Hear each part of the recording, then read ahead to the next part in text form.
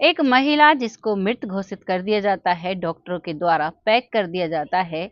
और जब उसका पति रोता बिलखता उसे लेकर हॉस्पिटल से घर की तरफ एम्बुलेंस में जा रहा था, तो रास्ते में उसकी पत्नी उठती है और पानी मांगती है। एम्बुलेंस में जो उसके साथ थे वो डर कर भागने लगते हैं। पति भी पहली बार तो डरता है, लेकिन जब उसकी पत्नी उठकर बैठी हो जाती है तो उसे बहुत शांति मिलती है। वो खुश हो जाता है और खुशी के आंसू उसकी आंखों में आ जाते हैं।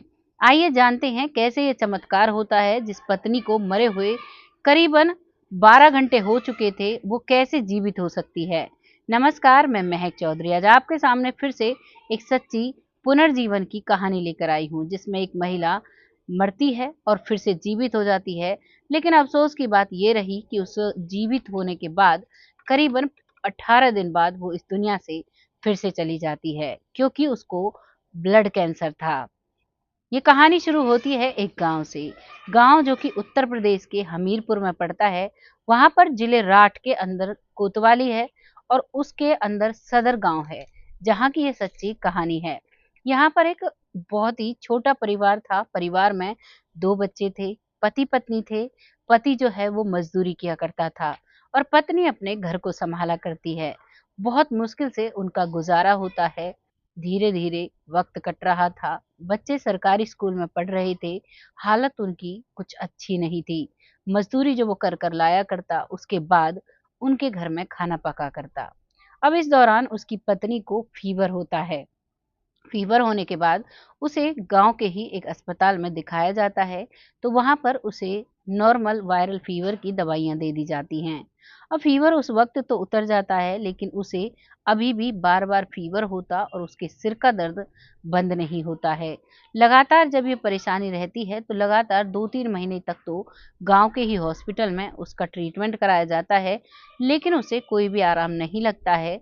तब उसका पति उसका इलाज जालंधर के एक हॉस्पिटल में कराता है, वो भी प्राइवेट हॉस्पिटल में। उसमें इलाज कराने के लिए वो अपने पड़ोसियों से, जमींदारों से कुछ पैसे लेता है। लगभग 5 लाख रुपए की रकम वो थोड़ा थोड़ा करके उनसे ले लेता है। जब पहली बार अपनी पत्नी को दिखाने के लिए गया तो करीबन 50,000 रुपये वो लेकर गया था। और वो 50,000 रुपये उस समय उसके कुछ टेस्ट कराए गए और उसका ट्रीटमेंट चलाया गया। लगभग 2 दिन उसे हॉस्पिटल में रही थी और 2 दिन के बाद ही वो पैसे खत्म हो जाते हैं। उसके बाद वो अपनी पत्नी को वापस ले आता है। अब डॉक्टर्स ने जो उसका टेस्ट भेजा था उसकी रिपोर्ट आनी थी और पूरे परिवार पर एक बड़ा कहर टूटता है। उस रिपोर्ट में उस महिला को ब्लड कैंसर की पुष्टि होती है। जैसे ही पति को ये बात पता चलती है तो उसकी आंखों से आंसू बहने लगते हैं। साथ ही साथ पत्नी को भी ये बात पता चल जाती है। वो भी कोशिश करती है अपने पति को संभालने की, अपने बच्चों को संभालने की, अपने आप को संभालने की, लेकिन का जो इनकी न्यूज़ थी ये बहुत ही बुरी और डरा देने वाली थी, क्योंकि सभी को पता होता है जब ब्लड कैंसर हो जाता है तो इंसान बचता नहीं है। अब सबको, पूरे परिवार में आप क्या कहेंगे, दो तो बच्चे ही थे जिनको कोई अंदाजा नहीं था मम्मी को क्या हुआ है क्या नहीं हुआ है, लेकिन दोनों पति पत्नी रात रात रोया करते, एक दूसरे को समझाया करते। उसकी पत्नी अपने पति को समझाती है। पत्नी का नाम अनीता रेकवार होता है और पति का नाम मतादीन रेकवार होता है। दोनों एक दूसरे को समझाते हैं और आपस में कहते हैं जो होगा सब सही होगा, तुम पैसे लो और इलाज कराओ। और वो पैसे लेता है इधर उधर से, करीबन 5 लाख रुपए की रकम इकट्ठा करता है और अपनी पत्नी को लेकर अब जलंधर ही रहने लगता है। वहीं पर हॉस्पिटल में एडमिट कराता है और उसकी पत्नी का लगातार इलाज चलता है। इलाज करीबन उसका 10 से 15 दिन उस हॉस्पिटल में चलता है। वहीं पर एडमिट होती हैं। उसका पति वहीं से अपनी मजदूरी पर जाया करता, जैसे तैसे अपने बच्चों का भरण पोषण करता है। लेकिन 10-12 दिन के बाद डॉक्टर्स पुष्टि करते हैं कि आपकी पत्नी अब नहीं रही है। वो पति जो बहुत ही प्यार करता था अपनी पत्नी के लिए बहुत कमाता था और उसने कभी सोचा भी नहीं था कि वो उसके बगैर उन बच्चों को पालेगा।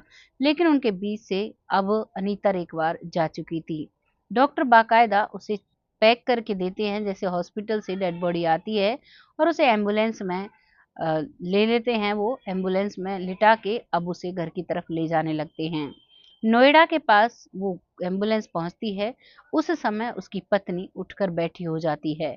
जब वो उठकर बैठी होती है तो सब उसे गौर से देखते हैं और जितने भी लोग एम्बुलेंस में बैठे हुए थे, वो एम्बुलेंस को बजाने लगते हैं और उससे उतर भाग खड़े होते हैं। पति भी पहली बार में उससे डर जाता है, लेकिन जब वो उठती है तो वो भी उसे खोल कर देखने लगता है। तो वो कहती है, मुझे पानी दे दो। वो पानी मांगती है, उसका पति उसे पानी पिलाता है और उसकी पति की आंखों से खुशी के आंसू बहने लगते हैं। वो उसे खुशी से गले लगा लेता है।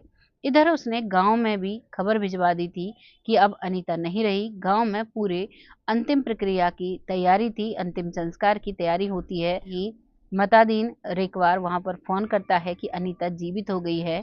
तो पूरे गांव में खुशी की लहर दौड़ जाती है और सब खुश हो जाते हैं। चलो, अब सही ये ठीक तो हो गई, कम से कम अपने बच्चों के लिए तो रहेगी। बुजुर्ग महिलाएं, बुजुर्ग लोग ऐसी ही बातें करते हैं। अब उस एम्बुलेंस के ही द्वारा वो घर पे उन्हें ले जाते हैं।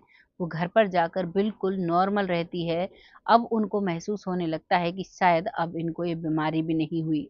उसके बाद डॉक्टर्स को दिखाते हैं तो डॉक्टर्स भी हैरान हो जाते हैं कि ऐसा कैसे हुआ, जिसे हमने मृत घोषित किया वो जीवित कैसे हो गई। वो भी बहुत परेशान थे। उनकी भी प्रैक्टिस पर, उनके भी काम पर एक प्रश्न चिन्ह लग जाता है। लेकिन भगवान की मर्जी के आगे ना किसी डॉक्टर की चलती है, ना ही किसी वैज्ञानिक की चलती है और ना ही किसी इंसान की चलती है। तो यहाँ पर भगवान का ही इसे चमत्कार मानकर अब वो नॉर्मल जिंदगी बिताने लगते हैं। लेकिन उसकी बीमारी जो थी वो उसी के शरीर में थी और लगभग 18 दिनों तक वो अपने पति के साथ रहती है और 18वें दिन वो गाँव में ही उसकी सांसें थम जाती है। उसके पति पर काफ़ी कर्जा हो चुका था, अब उसकी हालत उसे डॉक्टर के पास दिखाने की नहीं थी और गाँव में ही अब उसका अंतिम संस्कार कर दिया जाता है। अब वो पति अकेला रह जाता है अपने 2 बच्चों के साथ। ये थी कहानी अनीता रेकवार की, जो कि अपने पति-पत्नी जो थे जिसको कैंसर था और जो 18 दिन तक जीवित रही जब डॉक्टर्स ने उसे मृत घोषित कर दिया था। अब आप इस कहानी को सुनकर क्या कहेंगे? क्योंकि लास्ट वीडियो में मेरे पास एक कमेंट आया था कि ये जो कहानियाँ होती हैं पुनर्जीवन की, मरकर जीने वाले की या फिर दूसरा जन्म जो नया पुनर्जन्म लेते हैं, ये सब मूर्खों के लिए होती हैं। अब आप ही बताइए, क्या जो लोग सनातन को मानते हैं, क्या वो सब मूर्ख हैं? ऐसे कमेंट करने से पहले आप सभी से एक छोटी-सी रिक्वेस्ट करना चाहूँगी, आप अपने शब्द सँभाल कर लिखें, क्योंकि आपको कोई भी राइट नहीं बनता आप किसी को जज करें। अब ये कहानी हम जो लेकर आते हैं ये सत्यता पर आधारित होती हैं। आप इन कहानियों को जाकर चेक कर सकते हो। जो एड्रेस मैं बताती हूँ वहाँ पर जाकर आप चेक कर सकते हो ऐसा हुआ है या नहीं हुआ है। अगर मूर्खों के लिए कहानी है तो वो डॉक्टर्स जो इतनी-इतनी बड़ी डिग्री लेकर बैठे हैं जालंधर के हॉस्पिटल के, वो मूर्ख हैं या फिर वो मरकर जीवित होने वाली महिला मूर्ख है या फिर उसका पति मूर्ख है या फिर कौन मूर्ख है? इसमें आप क्या कहेंगे? आप अपना कमेंट ज़रूर कीजिएगा, आपके कमेंट का हमें बेसब्री से इंतज़ार रहेगा। अब वक़्त आता है उन लोगों का जो लोग प्यारे और मोटिवेशनल कमेंट करते हैं। उनमें सबसे पहला नाम आता है अ, सरयू बालाजी, जो बहुत अच्छे से कमेंट करते हैं, बहुत प्यारे कमेंट होते हैं। आपका तहे दिल से धन्यवाद, ऐसे ही हमें सपोर्ट करते रहें जिससे कि हम आगे बढ़ते रहें। अगला नाम आता है मंजू जी, जो बहुत प्यारे और बहुत अच्छे कमेंट करती हैं। आपका तहे दिल से धन्यवाद, ऐसे ही अपना सपोर्ट हमारे साथ बनाए रखें जिससे कि हम आगे बढ़ते रहें। अगला नाम आता है विपिन कुशवाहा जी, जो बहुत अच्छे से सपोर्ट करते हैं, हर वीडियो पर इनका कमेंट होता है। आपका तहे दिल से धन्यवाद, ऐसे ही अपना प्यार और आशीर्वाद हमारे साथ बनाए रखें। अगला नाम आता है लखविंदर जी, जो बहुत अच्छे से कमेंट करते हैं। आपका तहे दिल से धन्यवाद, ऐसे ही अपना सपोर्ट हमारे साथ बनाए रखें। अगला नाम आता है परमजीत कौर, जो बहुत अच्छे से सपोर्ट करती हैं। ऐसे ही अपना सपोर्ट हमारे साथ बनाए रखें जिससे कि हम आगे बढ़ते रहें। बहुत जल्द ऐसी ही कहानी के साथ फिर से हाजिर होती हूँ।